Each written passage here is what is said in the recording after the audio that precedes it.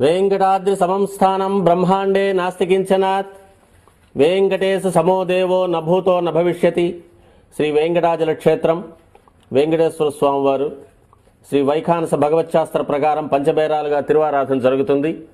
ధ్రువ కౌతుక ఉత్సవ స్నపన బలిబేరాలను విష్ణు పురుష సత్య అచ్యుత అనిరుద్ధ రూపాలుగా ఆరాధన జరుగుతుంది.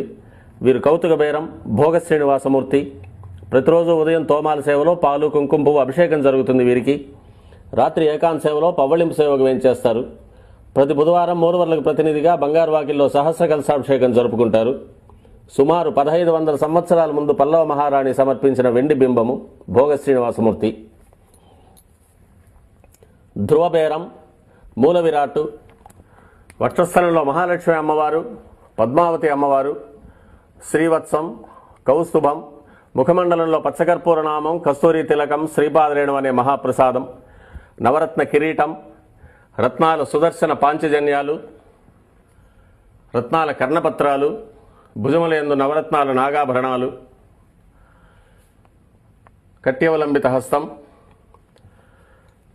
రత్నాల వైకుంఠ హస్తం, స్వర్ణ యజ్ఞోపవీతం, దుష్ట శిక్షణార్థం సూర్యకఠారి, మకరకంఠి, చతుర్భుజ లక్ష్మీహారం, తులసీపత్రహారం, 5 పేట్లుగా ఉన్న సహస్రనామహారాలు, ఇరువైపులా సాలగ్రామహారాలు.